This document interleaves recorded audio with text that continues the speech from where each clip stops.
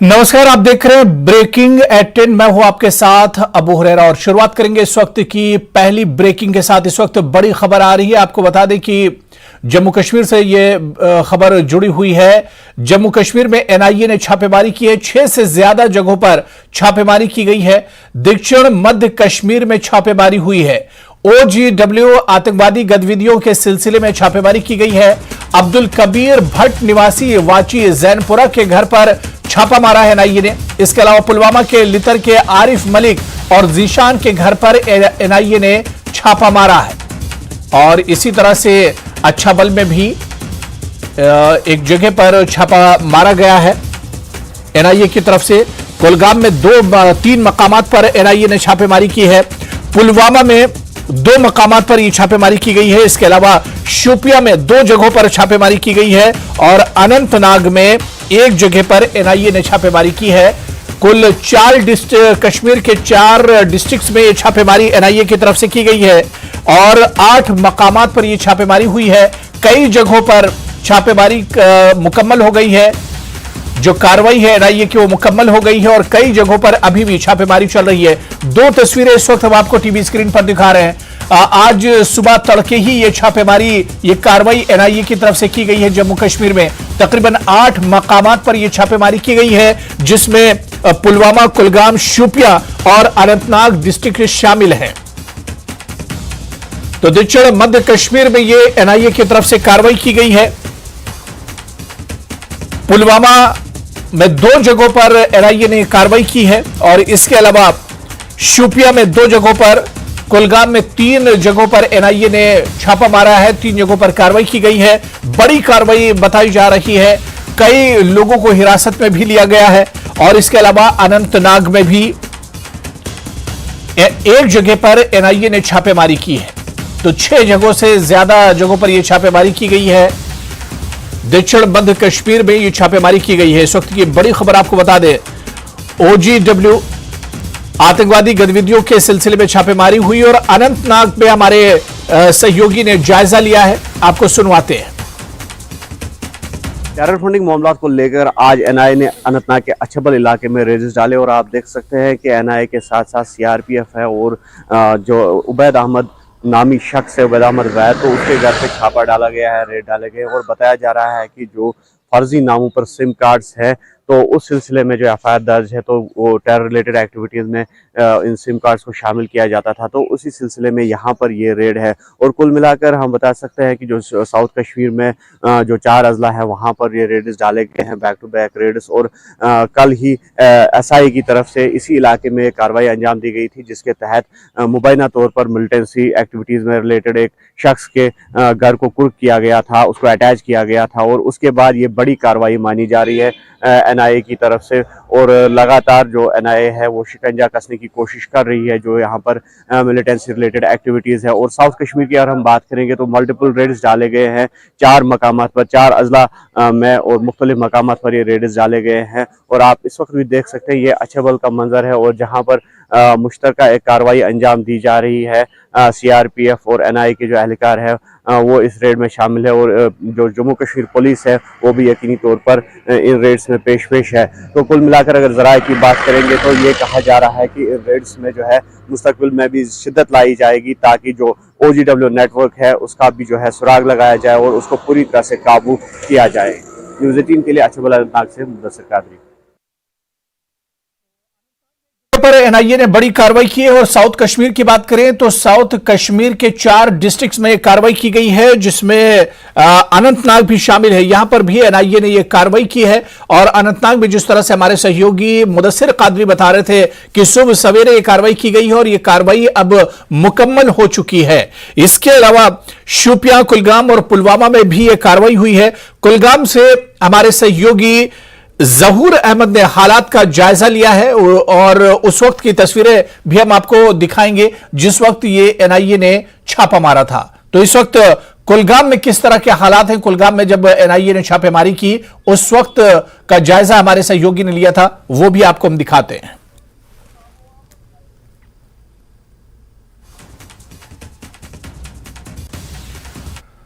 जैनपुरा में आज कौमी तहकीकाती एजेंसी ने 2 अलग अलग जगहों पर छापेमारी की। वहां पे वची और शेरमर्ग में अब्दुल कबीर और गुलाम मोहम्मद भट्ट के घर पे छापेमारी की गई है। फिलहाल जो है रेड खत्म हो चुकी है और वहां पे जो है दो जो लोग थे उनके बयान कलमबंद किए गए हैं और आगे जो क्या रणनीति होगी, क्या वहां से निकलकर सामने आता है, फिलहाल अभी वो हमारे पास खबर नहीं है फिलहाल। लेकिन लगातार जिस तरह शोपियान में इस तरह की कार्रवाइयां पहले भी हुई है और आज यानी कि बीच में बहुत ज्यादा वक्फा गुजरने के बाद आज फिर एक बार जो एनआईए मुतहरिक हो गई और लगातार जो जैनपुरा इलाका है वहां पे ये छापेमारी की गई है। सीआरपीएफ और जम्मू कश्मीर पुलिस की मदद से ये छापे डाले गए हैं। तो फिलहाल वहां पे जो है कुछ दस्तावेजात वहां पे जब्त किए गए हैं। तो अभी जो है दोनों लोगों को फिलहाल जो है तहकीकाती एजेंसी जो है इनको बुलाया गया है, उनके दफ्तर पे बुलाया गया है, वहां पे उन पे जांच पड़ताल होगी। इरशाद मलिक, न्यूज़ 18 नेटवर्क, शोपियान। तो OGW आतंकवादी गतिविधियों के सिलसिले में यह कार्रवाई की गई है और 6 जगहों से ज्यादा मकामात पर यह छापेमारी की गई है। आपको बताते चलें कि साउथ कश्मीर और मध्य कश्मीर में यह एनआईए की तरफ से छापेमारी की गई और बड़ी कार्रवाई की गई है क्योंकि 6 जगहों से ज्यादा पर यह कार्रवाई अंजाम दी गई है। सीधे इस वक्त हम पुलवामा का रुख करेंगे, हमारे सहयोगी बिलाल हमारे साथ जुड़े हुए हैं। बिलाल, क्या कुछ अपडेट है? सुबह में आपसे हमारी बात हुई थी, उस वक्त आपने बताया था कि पुलवामा के 2 जगहों पर यह कार्रवाई एनआईए की तरफ से की गई है। क्या यह रेड कंप्लीट हो चुकी है, कार्रवाई मुकम्मल हो गई या अभी भी एनआईए की कार्रवाई चल रही है? देखिए, पुलवामा में अगर हम बात करें तो पुलवामा में लित्र और निलोरा में जो कार्रवाई चल रही थी वो इख्तिताम पजीर हुई है। तो उस सिलसिले में यहाँ पर अगर देखा जाए जो आरिफ है, आरिफ मलिक लित्र पुलवामा का, तो उसको एनआईए ने अपनी हिरासत में लिया। इसी तरह जो निलोरा में जो छापामारी की गई थी, जो जीशान है जो कि कुछ अरसे से सोशल मीडिया के साथ भी वाबस्ता था, तो उसे भी एनआईए ने अपनी तहवील में लिया है और उनसे अभी तक जो है पूछताछ वो चल रही है। तो अभी यही देखा गया जो एनआईए की 2 जगहों पर यहाँ छापामारी थी वो मुकम्मल हुई है और जो कार्रवाई है एनआईए की वो पूरी तरह मुकम्मल हो गई है और दोनों जो इसमें OGWs है उनको एनआईए ने अपनी तहवील में लिया है और उनसे इस वक्त जो पूछताछ है वो एनआईए की तरफ से चल रही है और एनआईए ने पुलिस और सीआरपीएफ की मदद से यहाँ पर दोनों जगहों पर जो तलाशी कार्रवाई अंजाम दी है। उस हवाले से अभी तक एनआईए का कोई रिपोर्ट इसमें सामने नहीं आया, प्रेस बयान सामने नहीं आया, लेकिन अभी तक यही देखा गया है कि जो जिनके मकानात पर छापे मारे गए हैं उन दोनों एक्यूज्ड को अभी तक एनआईए ने अपनी तहवील में लिया है। जी हुरैरा। बिल्कुल, हमारे साथ कुलगाम से हमारे सहयोगी जहूर भी हमारे साथ इस खबर पर जुड़ चुके हैं। जहूर, कुलगाम में कहा जा रहा है कि 2 से 3 मकामात पर एनआईए ने छापेमारी की थी। क्या यह रेड मुकम्मल हो चुकी है? अब तक कार्रवाई चल रही है? क्या कुछ अपडेट है इस छापेमारी को लेकर?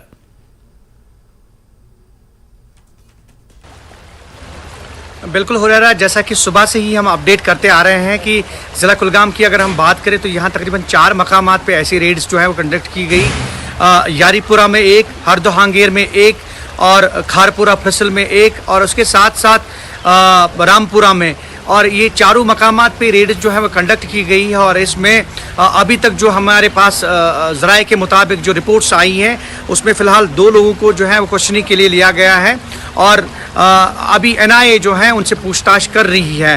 हालांकि जो रेड्स हैं वो अभी भी जारी हैं, लेकिन अगर हम बात करें इन चारों मकामात की तो एक अल्ताफ़ अहमद वगे यारीपुरा से, फारूक अहमद डार हरदोहांगीर और उसके साथ जहांगीर अहमद हांजी खारपुरा फिसल, और यहाँ एक फॉर्मर मिलिटेंट जो हैं अब्बास शेख और उसके घर में भी जो है ये रेड पड़ी है। और कुल मिलाकर अगर हम बात करें इन एनआईए रेड्स की तो ये सिर्फ जो है सिर्फ और सिर्फ जो नकील कसी जा रही है टेररिज्म मिलिटेंसी के ऊपर और टेरर फंडिंग मामलों के ऊपर, या फिर जो मिसयूज़ ऑफ सिम कार्ड्स वगैरह जो हैं उनके ऊपर जो है ये रेड्स, इस तरह की रेड्स जो है कंडक्ट की जा रही है। और अभी तक जो हमारे पास रिपोर्ट्स आई हैं वो यही है कि 4 मकामात पे रेड्स की गई और चारों मकामात पे जो हैं एनआईए ने जो है जो भी उनके इंडिस्क्रिमिनेटेड मटेरियल जो है वो थोड़ा बहुत जब्त किया है। उसके साथ साथ कुछ मोबाइल फ़ोन्स की बात हुई है तो उनको भी अपनी तहवील में लिया गया है। और साथ में 2 लोग जो हैं वो अभी क्वेश्चनिंग के लिए गए हैं जिनसे अभी पूछताछ जारी है। एनआईए उनसे पूछताछ कर रही है। और ये माजी में भी हमने देखा कि जैसे जमात इस्लामी के हवाले से अगर हम बात करें तो जमात इस्लामी प्रॉपर्टी जब्त करना, या फिर उसके साथ साथ अगर हम बात बात करें SIO रेड्स की, NIA रेड्स की, या और भी जो टेरर फंडिंग मामलों के रिलेटेड जो भी केसेस हैं उनमें ये तफ्तीश जो है वो की जा रही है। NIA जो है साफ शफाफ तरीके से, जैसे हमने खुद भी देखा कि मकामी पुलिस को लेकर, CRPF की टुकड़ियों को लेकर, और जहाँ पे भी ये रेड्स कंडक्ट हो रही है वहाँ पहले सैनिटाइजेशन हो रही है। और साथ में अगर हम बात करें ये जो ओवरऑल एडमिनिस्ट्रेशन या फिर जो लोकल मैजिस्ट्रेट्स भी जो होते हैं वो भी उनके साथ होते हैं, और ये रेड्स जो है वो कंडक्ट की जा रही है। हुरैरा, मैं आपको बताऊं कि जैसे कि पहले भी मैंने आपको बताया कि 4 मकामात पे आज ये रेड्स कंडक्ट की गई। तो कुलगाम में 4 मकामात पर ये रेड्स NIA की तरफ से की गई हैं। और अनंतनाग में इस वक्त क्या कुछ हालात हैं, हमारे सहयोगी मुदस्सिर कादरी भी अनंतनाग से हमारे साथ जुड़ चुके हैं। मुदस्सिर, कुछ देर पहले आपने जानकारी दी थी कि अनंतनाग में जहां पर NIA ने छापेमारी की थी वहां पर रेड कंप्लीट हो चुकी है, वहां पर कार्रवाई कंप्लीट हो चुकी है। अब इसके बाद लोगों का क्या कुछ रिएक्शन है, या इस कार्रवाई पर क्या कुछ लोगों का रिएक्शन और उनका क्या कुछ कहना है लोगों का? बिल्कुल हो रहा है। मैं आपको बता दूं कि जो रेड्स, जो जिस तरह से जोहर भी कह रहे थे, मल्टीपल रेड्स न सिर्फ ये साउथ कश्मीर में बल्कि सेंट्रल कश्मीर में भी ये कंडक्ट किए गए हैं नेशनल इन्वेस्टिगेटिंग एजेंसी की तरफ से। तो अचबल अंदाज की अगर हम बात करेंगे तो यहाँ पर ये रेड जो है इक़्ताम पज़ीर हुए हैं। और जो ज़राया का कहना है कि इस हवाले से कि अभी तक जो इलेक्ट्रॉनिक गैजेट्स है या फिर मोबाइल फोन्स है उनको फिलहाल जो है वो तहवील में लिया गया है। और हम इस वक्त बिल्कुल पुलिस स्टेशन अचबल के नजदीक है और आप देख सकते हैं कि NIA के जो एहलकार है वो यहाँ से निकल रहे हैं आहिस्ता आहिस्ता। और यहाँ पर 2 लोगों को फिलहाल तहवील में लिया गया था। दोनों भाई बताए जा रहे हैं, उबैद अहमद वैद और यासिर अहमद वैद। तो उनसे पूछताछ जो है वो जारी थी इसी पुलिस स्टेशन अचबल में। तो फिलहाल ये रेड जो है कंक्लूड हो गए और विड्रॉ हो रही है। जो NIA के एहलकार है उनके साथ CRPF और जम्मू कश्मीर पुलिस भी थी, तो यहाँ से अब वो निकल रहे हैं, जिसका ये साफ तौर पर मतलब है कि जो रेड्स है वो इक़्ताम पज़ीर हुए हैं। तो कुल मिलाकर अगर रेड्स के हवाले से बात करेंगे तो जिस तरह से हमने कहा कि ये अहम कार्रवाई है, और जिस तरह से माजी में भी देखा गया कि जो NIA या फिर स्टेट इन्वेस्टिगेटिंग एजेंसी की बात करेंगे तो काफी शिकंजा कसा गया है, या फिर जो स्टेट पुलिस है, जम्मू कश्मीर पुलिस है, उनकी जो इंटेलिजेंस विंग्स होती है जैसे CID या फिर DSB या CIK की अगर हम बात करेंगे तो एक मुश्तरका सिनर्जी, मुश्तरका हिकमत अमली अपनाई जा रही है ताकि जो टेरर फंडिंग मामलात है उनको उन पर नकील कसी जाए। और जो ओवरग्राउंड नेटवर्क है उस पर खासा फोकस दिया जा रहा है सिक्योरिटी एजेंसीज की तरफ से, और ये कोशिश की जा रही है कि जो OGW नेटवर्क है उसको फिलहाल तबाह कर दिया जाए और जितने भी इससे रिलेटेड मामलात है उनको निपटाया जाए। और जिस तरह से ज़राया का कहना है कि ये लास्ट ईयर यानी कि 2022 के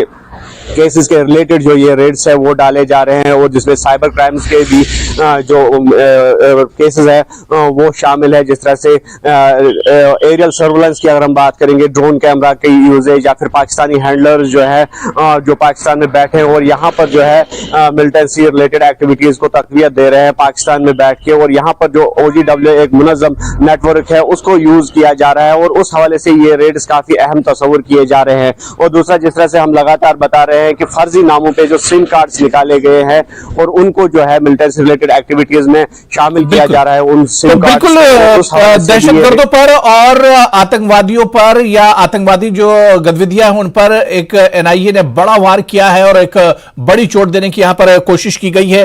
कई मकामात पर एक साथ ये रेड्स की गई हैं। हमारे साथ शोपियां से हमारे सहयोगी इरशाद भी हमारे साथ जुड़े हुए हैं। इरशाद, शोपियां में आपने पहले बताया था कि 2 जगहों पर NIA ने रेड की है, छापामारी की है। इस वक्त शोपियां से क्या कुछ खबर मिल पा रही है?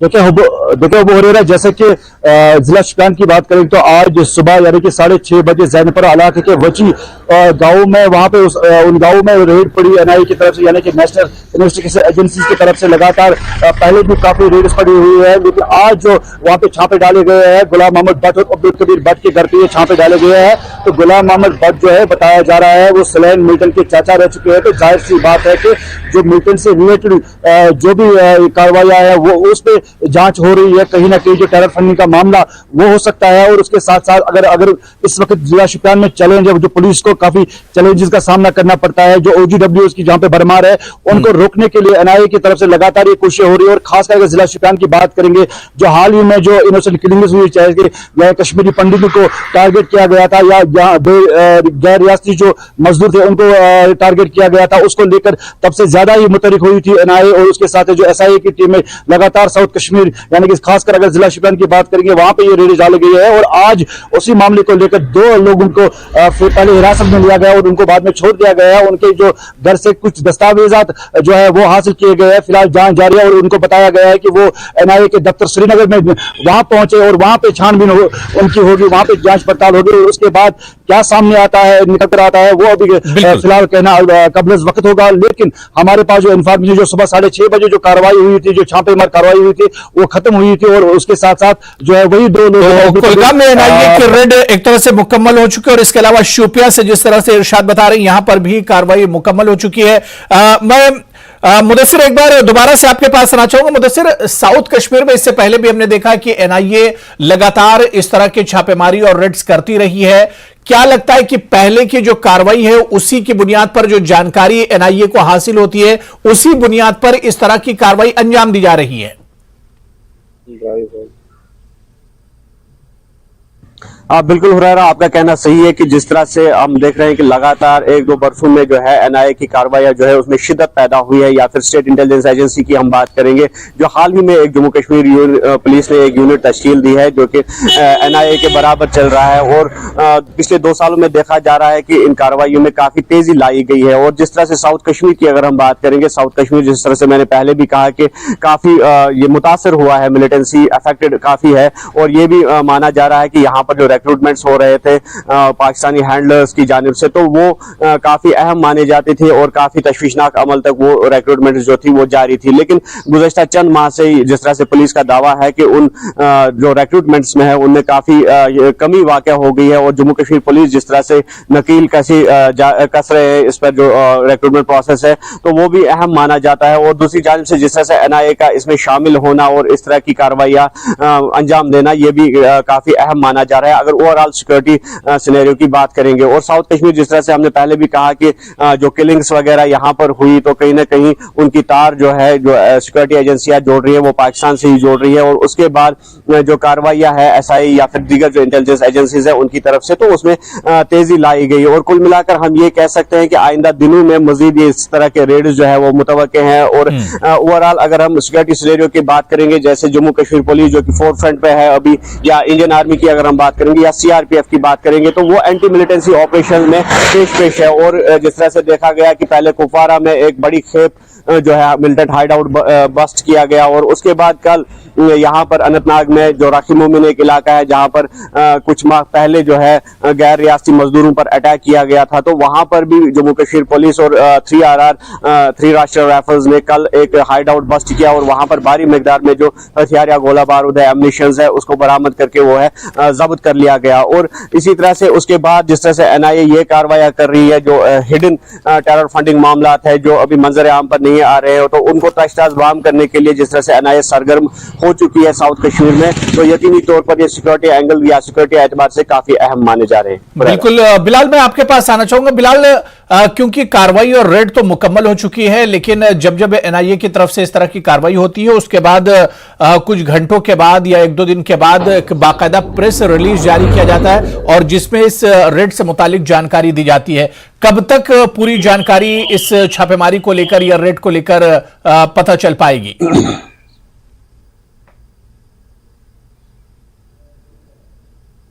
जो है ये इस वक्त चारों डिस्ट्रिक्ट जो है साउथ कश्मीर में उसमें चल रहे हैं और साथ साथ में सेंट्रल कश्मीर में भी चल रहे हैं। तो पूरी तरह से जो कंप्लीट होगा रेड, जो कंप्लीट होंगे सही जगहों से, तो उसके बाद जो छानबीन होगी और पूछताछ होगी और जितने भी लोग इसमें गिरफ्तार किए गए हैं उनसे पूछताछ होगी। उसके बाद NIA की पूरी तरीके से एक टीम जो है वो इसमें एक प्रेस नोट अपना निकालेगी। देखा गया है यही कि शाम के औकात तक ये जो प्रेस नोट है ये मंजर आम पर आएगा और उसके बाद ही देखा जाएगा कि मजीद क्या कार्रवाई इसमें अमल में लाई जाएगी। लेकिन फिलहाल जो रेड्स है वो अभी जस्ट नाउ पूरी खत्म हो गए हैं, लेकिन एनआईए की जो टीमें हैं वो डिस्ट्रिक्ट हेडक्वार्टर पर ही मौजूद है।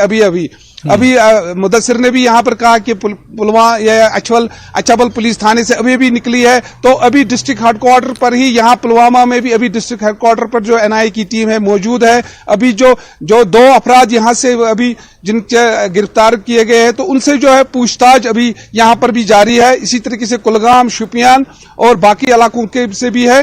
तो देखा जा रहा है यही कि पूरी छानबीन के बाद ही जो एनआईए का जो फाइनल प्रेस नोट होगा वो शाम तक इसमें मंजराम पर आएगा। बहुत शुक्रिया बिलाल हमारे साथ जुड़ने के लिए। तो ये एक बड़ी कार्रवाई एनआईए की तरफ से हुई है और जहूर कुलगाम से आपका बहुत बहुत शुक्रिया। इरशाद शुपियां से हमारे साथ जुड़े थे, इरशाद आपका बहुत बहुत शुक्रिया। और मुदस्सिर कादरी अनंतनाग से हमारे साथ जुड़े हुए थे, सभी का बहुत बहुत शुक्रिया हमारे साथ जुड़ने के लिए, इस खबर पर और अपडेट करने के लिए। तो एनआईए ने बड़ी कार्रवाई की है और तकरीबन 8 मकामात पर साउथ कश्मीर के 4 डिस्ट्रिक्ट्स में कार्रवाई की गई। 8 मकामात पर यह रेड्स डाले गए थे, लेकिन तकरीबन ये रेड्स अब कंप्लीट हो चुकी है और इस पर एनआईए की तरफ से अब प्रेस नोट आएगा तो आगे की जानकारी भी मिल सकेगी। फिलहाल यहां पर रुकेंगे छोटे से ब्रेक के लिए।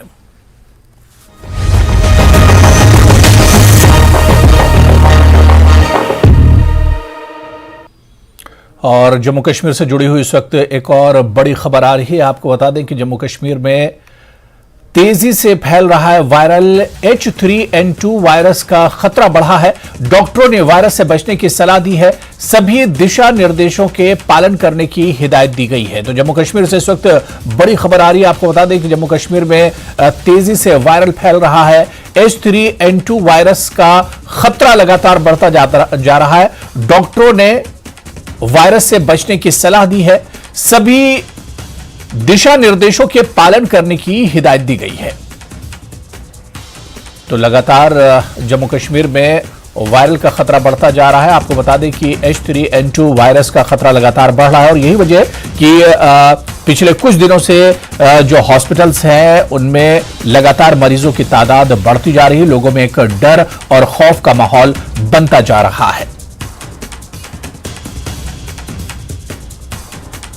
तो जम्मू कश्मीर से इस वक्त बड़ी खबर आपको बता दें कि जम्मू कश्मीर में भी मुल्क के दूसरे हिस्सों की तरह H3N2 वायरस का खतरा बढ़ता जा रहा है। डॉक्टरों ने एहतियात बरतने की अपील की है। और इसी पर और बातचीत करने के लिए जम्मू से हमारे सहयोगी समीर भट्ट और कश्मीर से, श्रीनगर से शब्बीर हमारे साथ राजतौर पर जुड़े हुए। मैं सबसे पहले शब्बीर आपसे ही शुरुआत करना चाहूंगा। बताया जा रहा है कि मुल्क के दूसरे हिस्सों की तरफ इन दिनों H3N2 जो वायरस है उसका खतरा जम्मू कश्मीर में और खासतौर से कश्मीर में भी बढ़ता दिख रहा है। जी हुरैरा, यहाँ पे आज खास तौर पे जो बच्चे हैं जी और कुछ बड़े भी, लेकिन ज्यादातर बच्चे इसमें इन्वॉल्व हो रहे हैं। इन्फ्लुएंजा ए है H3N2, जैसे आपको पता है।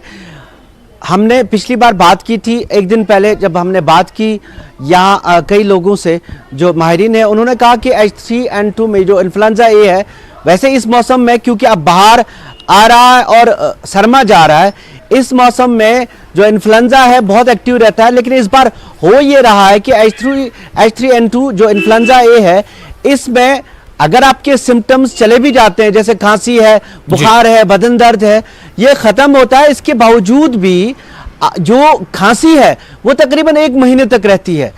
तो इसका मतलब ये है कि ये इन्फ्लुएंजा ए जो है H3N2 में कुछ म्यूटेशन है। तो इसके नतीजे में ये जो तब्दीली आई है, ये एक तरह का नया चैलेंज है।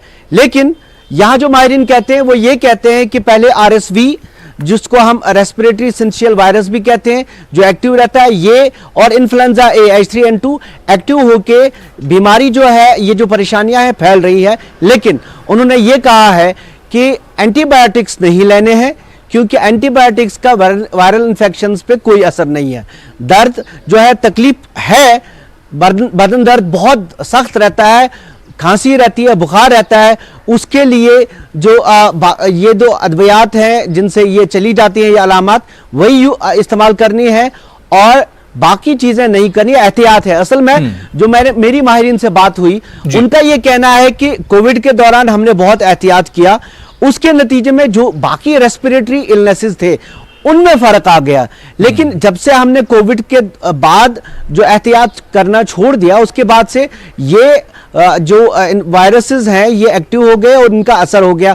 और दूसरी चीज, जो हमारी मुदाफत है, इम्यूनिटी है, वो भी कम हो गई क्योंकि एक्सपोजर वायरसेस का नहीं हुआ। ये खास चीजें हैं और पैनिक करने की कोई बात नहीं है, लेकिन जरूर यह है कि एहतियात करने की बात कर रहे हैं हुरैरा। बिल्कुल शब्बीर, माहिरीन यही कहते हैं डॉक्टर्स की घबराना नहीं और ज्यादा से ज्यादा एहतियात की जरूरत है। जम्मू का रुख करेंगे, समीर भट्ट हमारे साथ, हमारे सहयोगी जुड़े हुए। समीर, जम्मू में इस वायरस को लेकर किस तरह के हालात हैं और आपके साथ डॉक्टर साहब भी मौजूद हैं, उनसे भी आप जानिए कि किस तरह के इकदाम करने की इसमें जरूरत है। जी बिल्कुल, मैंने कल से हमने इनसे बात की है। डॉक्टर गोविंद शर्मा है, कंसल्टेंट है मेडिसिन डिपार्टमेंट के यहाँ सरवाल हॉस्पिटल में। मैं उन्हीं से बात करूंगा, उन्हीं से जानूंगा। कल भी हमने इनसे बात की थी, आज दोबारा इनसे बात करूंगा। जी सर, हम जानना चाहेंगे क्योंकि पैनिक बहुत फैला हुआ है। आज भी गुजरात में एक डेथ हुई है, लगातार जम्मू कश्मीर में भी आपको भी जो पेशेंट्स आ रहे हैं, किस तरह का ये वायरस है और क्या क्या तदाबीर करना है? देखिए, ये जनवरी मास के बाद ऐसे पेशेंट आना शुरू हुए हैं।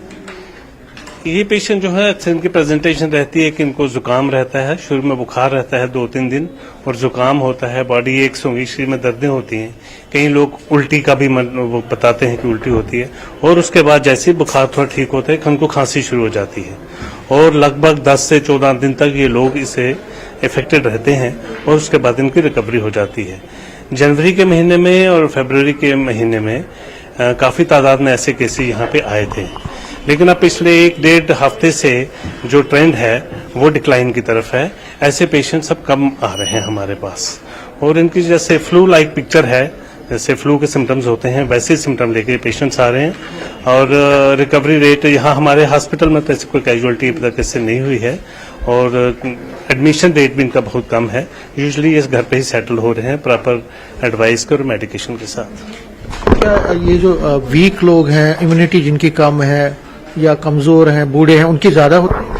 हाँ, देखिए, इसमें ये तो रहता ही है, जो एक्सट्रीम ऑफ एजेस होती हैं, जो बहुत छोटे बच्चे हैं या जो बहुत ज्यादा उम्र वाले लोग हैं, उनमें ये कोई भी बीमारी जो है उसका थोड़ा इफेक्ट थोड़ा ज्यादा होता है।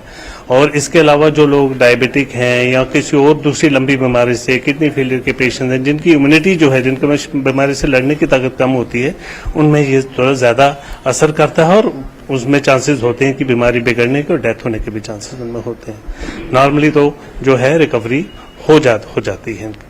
तो कितना प्रिकॉशंस लेना पड़ता है इसमें? देखिए, इसमें प्रिकॉशन का तो ये है कि सबसे बड़ी बात है कि अगर किसी को घर में हो या अपने गले में, तो उसको अपने आप को जो कफ हाइजीन हमने कोविड के समय में सीखी थी कि हम मास्क लगा के रखें, अपने आप को दूसरों से दूर रखें, उसके कांटेक्ट में आना है, उसके फोमाइट्स ना यूज करें, तो काफी हद तक उसमें ट्रांसमिशन को रोक सकते हैं।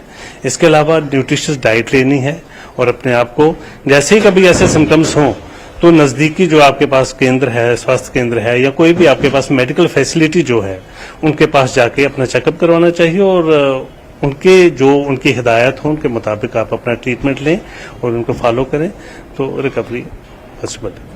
हमने देखा कि लोग जो है खुद ही दवा खाते हैं जब से कफ हो या कोई हो, तो आपको लगता है कि कंसल्टेंट के पास जाना है? जी, ये तो एक बहुत बड़ी बुरी एक आदत है हमारे समाज में, जो लोगों में अक्सर सबसे पहले तो वो केमिस्ट के पास ही जाते हैं और वहां से वो दवाई लेके खाते हैं और अक्सर जब हमारे पास आते तो हमें 3-4 एंटीबायोटिक्स के नाम गिना देते हैं, जनाब हमने ये खा लिया है।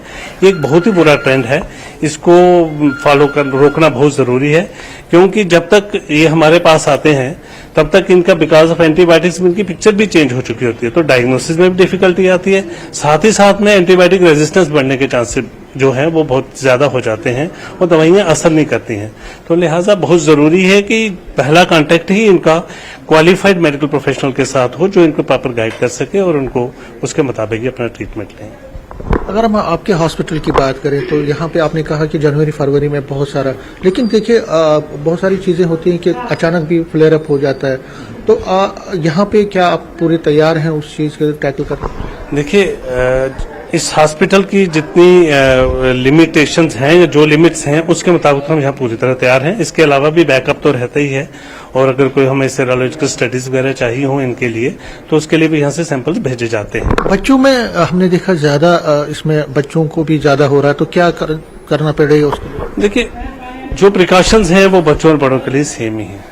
सबसे जरूरी है कि अगर आपका बच्चा बीमार होता है तो उसको आप जल्दी से जल्दी एक मेडिकल प्रोफेशनल से, पीडियाट्रिशियन से चेकअप करवाएं, ताकि उसका प्रॉपर असेसमेंट हो सके कि उसको क्या सिंपल प्रिकॉशन से ये ठीक होने वाला है या इसमें कोई और इन्फेक्शन के भी चांसेस है तो कोई एंटीबायोटिक देने की जरूरत है।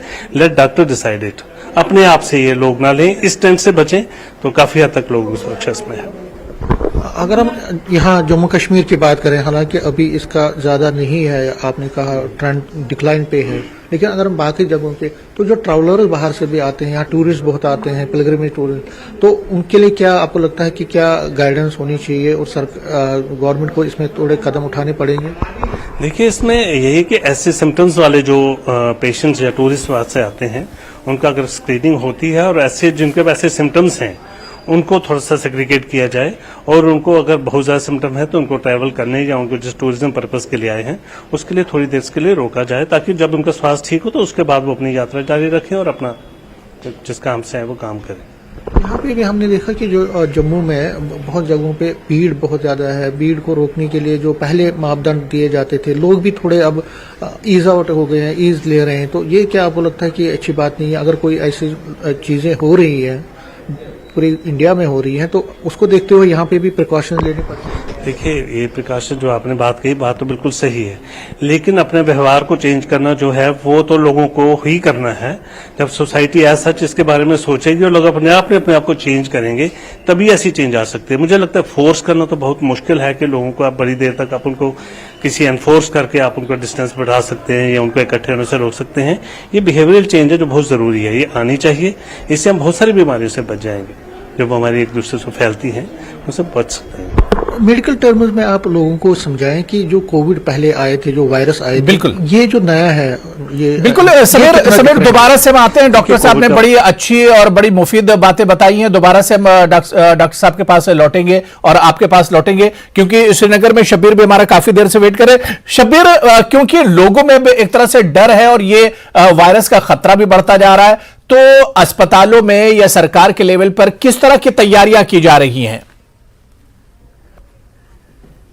देखिए हुरैरा, यहाँ पे हुआ ये है कि जैसे कि मैंने आपको बताया और डॉक्टर साहब भी बता रहे हैं कि अगर किसी को सिम्टम्स है, खांसी है, जुकाम है, बुखार है, बदन दर्द है, आइसोलेशन पहली चीज़, और मास्क लगाएं। हुआ ये है कि जब मेरी बात हुई यहाँ पे डॉक्टर्स से, एक्सपर्ट्स है, उन्होंने कहा कि जब स्कूल खुल गए तो ज़्यादा फैलने लगा, जो बच्चे थोड़े से बड़े हैं, स्कूल गोइंग जो हैं, तो अब क्या हो रहा है कि जब मैं भी हॉस्पिटल गया, मैंने भी नहीं देखा बच्चे खांस रहे हैं, किसी ने मास्क नहीं पहना है।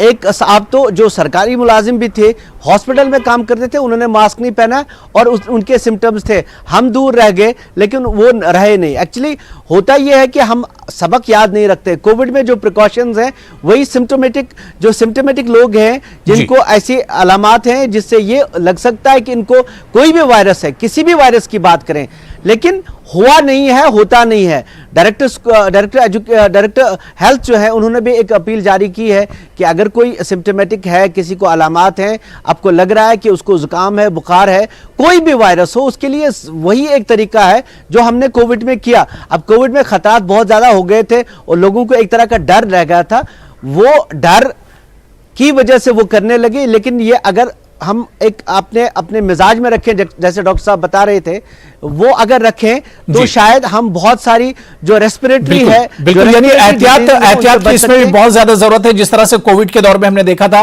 कि एहतियात ही एक्सपर्ट और डॉक्टर्स बताते थे कि एहतियात से ही उसे बचा जा सकता है। समीर, डॉक्टर साहब के साथ आप हैं, बहुत मुख्तसर में उनसे एक जवाब ले लीजिए कि किस तरह से, जो शब्बीर बता रहे थे कि एहतियात की जरूरत होती है, तो किस तरह से एहतियात इसमें बरता जाए, कितने एहतियात की जरूरत है इसमें, बहुत मुख्तसर में? डॉक्टर साहब, छोटे ब्रीफ में ही किस तरह के एहतियात घर में रखने पड़ेंगे लोगों को इसके देखते हुए? देखिए, अगर आपके घर में, किसी भी घर में ऐसा कोई लक्षण पाए जाते हैं किसी फैमिली मेंबर में, तो सबसे तो जरूरी है पहले उसको आप हॉस्पिटल में लाकर चेक करवाइए। उसके बाद जो दवाइयाँ डॉक्टर प्रिस्क्राइब करें वही दीजिए। अपने सेल्फ मेडिकेशन जो है उसे बिल्कुल रुकें। अच्छी न्यूट्रिशन दीजिए, कंप्लीट रेस्ट दीजिए और उसको एटलीस्ट फॉर 1 वीक और 10 डेज उसको बाकी फैमिली से थोड़ा सा सेग्रीगेट रखिए, क्लोज कांटेक्ट में आने दें ताकि वो वायरस जो है ट्रांसमिट ना हो और बाकी फैमिली मेंबर को ये प्रॉब्लम ना हो। ये प्रिकॉशंस तो चलिए बहुत बहुत शुक्रिया समीर जम्मू से हमारे साथ जुड़ने के लिए, और श्रीनगर से शब्बीर आपका भी बहुत बहुत शुक्रिया हमारे साथ जुड़ने के लिए। तो जिस तरह से कोरोना के दौर में हमने देखा था ऐसे ही कुछ हालात बनते जा रहे हैं, लेकिन एक्सपर्ट और डॉक्टर्स की राय यही है कि एहतियात से ही इसे हराया जा सकता है और एहतियात ज्यादा से ज्यादा बरती जानी चाहिए। चलिए यहां पर रुकेंगे फिलहाल एक और छोटे से ब्रेक के लिए।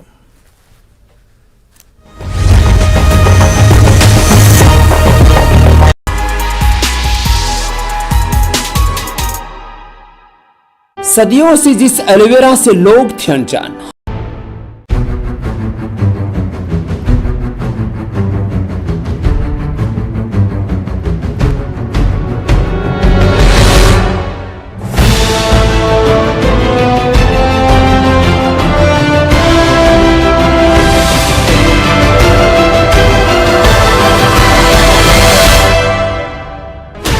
$16 channels, 15 languages, 26 states, 1,200 plus reporters, 67 plus crore viewers. India's largest news network, News 18 Network.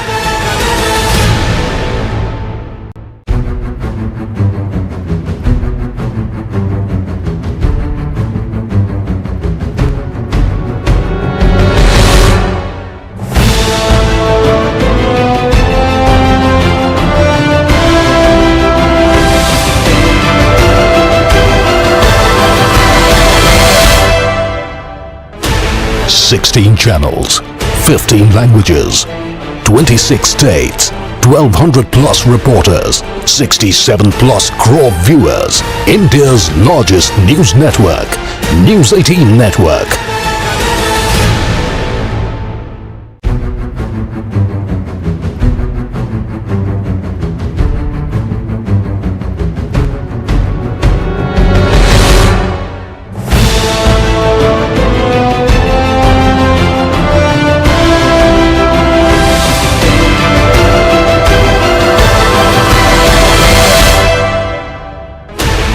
$16 channels, 15 languages, 26 states, 1,200 plus reporters, 67 plus crore viewers. India's largest news network, News 18 Network.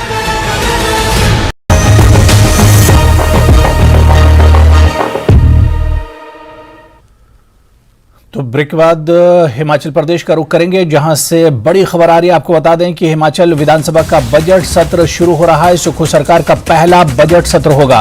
पहले दिन ही हंगामे के पूरे आसार नजर आ रहे हैं, क्योंकि डी नोटिफिकेशन के मुद्दे पर हंगामा संभव है। अब से कुछ देर बाद यानी सुबह 11 बजे यह बजट शुरू होगा, सदन की कार्यवाही शुरू होगी। शोकोद्गार के साथ कार्यवाही शुरू हो सकती है। आपको बताते चले कि बजट सत्र शुरू हो रहा है और सुक्खू सरकार का यह पहला बजट है। और सीधे शिमला का रुख करेंगे, जहां से हमारे सहयोगी रणवीर हमारे साथ जुड़े हुए हैं। रणवीर, काफी इंतजार के बाद अब पहला बजट हिमाचल प्रदेश सरकार का, सुक्खू सरकार का और कांग्रेस सरकार का पहला बजट, किस तरह का उत्साह है और किस तरह का माहौल रहने के आसार हैं?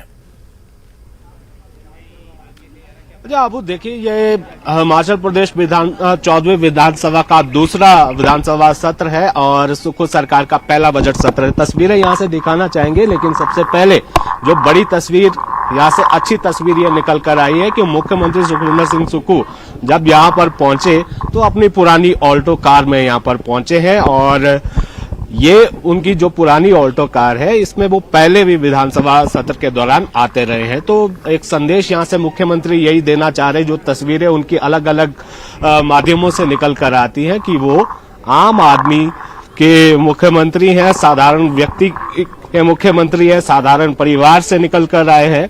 तो ये संदेश आज भी मुख्यमंत्री ने दिया। ऑल्टो कार में उनके साथ कैबिनेट मंत्री रोहित ठाकुर उनके साथ थे और विधायक रवि ठाकुर उनके साथ थे। यहाँ पर गार्ड ऑफ ऑनर उन्हें दिया। खैर, अब बात करेंगे विधानसभा के बजट सत्र की, तो जाहिर सी बात है कि ये जो सत्र है वो पूरी तरह से हंगामेदार रहने के पूरे आसार है। ये बता दें कि शोकोदगार के साथ ठीक 11 बजे ये विधानसभा की कार्रवाई शुरू होगी। जो पूर्व विधायक थे करसोग के मनसा राम, उन्हें जो है यहाँ पर श्रद्धांजलि दी जाएगी। एक शोक प्रस्ताव रखा जाएगा। उस शोक प्रस्ताव पर जो अलग अलग सदस्य हैं, ना केवल मंडी जिले के बल्कि जिन्होंने उनके साथ काम किया है, वो इस शोक प्रस्ताव में खुद को शामिल करेंगे और उसके बाद एक शोक प्रस्ताव पारित किया जाएगा। उसके बाद प्रश्नकाल होगा। तो आसार तो यही है अबू, देखिए कि लग यही रहा है कि शायद प्रश्नकाल भी जो है वो अधूरा रह जाएगा या फिर प्रश्नकाल की शुरुआत में ही यहाँ पर हंगामा देखने को मिलेगा। मुद्दों की बात करें, देखिए सबसे बड़ा मुद्दा जो विपक्षी दल भाजपा ने यहाँ पर उठाया है वो है संस्थानों को डिनोटिफाई करने का मुद्दा। और यहाँ पर हमने देखा है कि किस तरह से हस्ताक्षर अभियान से शुरुआत हुई थी और अब पूरा 1 महीना हो गया सड़क पर लगातार सुखद सरकार के खिलाफ विरोध प्रदर्शन भाजपा कर रही है। तो यहाँ पर आज भी ये देखने को मिल सकता है कि देखिए आसार तो यही बनते नजर आ रहे हैं कि आज का ये जो पहला दिन है, ये जो आगाज विधानसभा के बजट सत्र का है, ये पूरी तरह से हंगामेदार इसका आगाज होने वाला है, इतना तो तय है। विपक्षी दल ने पिछले कल भी रणनीति बनाई थी शाम को और आज सुबह भी रणनीति भाजपा ने बनाई है। नेता प्रतिपक्ष जयराम ठाकुर इसकी शुरुआत करेंगे। ये जो है जानकारी निकल कर आई है कि जो जैसे ही सत्र की कार्रवाई शुरू होगी, शोकोदगार के बाद जो एक फॉर्मल इंट्रोडक्शन रहता है कि जो नए मंत्री बनते हैं नई सरकार के उनका जो इंट्रोडक्शन विधानसभा में होता है, उसके तुरंत बाद ये देखने को मिलेगा कि किस तरह यहाँ पर हंगामा बरके गया। अगर हम आज की कार्रवाई की बात करें तो ये तो कुछ प्रश्नकाल के बाद जो कुछ स्थायी और विधायी कार्य सदन में होंगे और उसके बाद सामान्य चर्चा रहेगी। तो कुल मिलाकर आज का जो ये पहला दिन है, ये पूरी तरह से हंगामेदार रहने के आसार है। राज्य सरकार की तरफ से भी ये आश्वासन दिया गया है। पिछले कल जो सर्वदलीय बैठक हुई थी, जो स्पीकर बुलाते हैं, जो एक रिवायत है, उसमें राज्य सरकार ने ये कहा है, जो संसदीय कार्य मंत्री हैं हर्षवर्धन चौहान, वो इसमें शामिल हुए थे कि पूरा सहयोग यहाँ पर दिया जाएगा विपक्ष को और गतिरोध अगर होता है किसी मुद्दे को लेकर, किसी बात को लेकर, उस पर जो है शांतिपूर्ण तरीके से विपक्ष के साथ सरकार का व्यवहार रहेगा और किसी तरह का कोई गतिरोध ना हो, कोई व्यवधान ना हो जी, इसको लेकर जो है राज्य सरकार पूरी तरह से सहयोग करेगी। स्पीकर की तरफ से भी ये यहाँ पर दोनों जो दल हैं, सत्ता पक्ष और विपक्ष के, उनसे जो है सहयोग करने के लिए बिल्कुल। रणबीर, हमने देखा कि सत्र शुरू होने से पहले अपोजिशन को भी सरकार ने कॉन्फिडेंस में लेने की कोशिश की है, लेकिन जिस तरह से अपोजिशन लीडर का कहना था कि जो बातें आवाम से, जनता से जुड़ी हुई मुद्दे हैं, उन्हें तो वो सदन में उठाएंगे ही।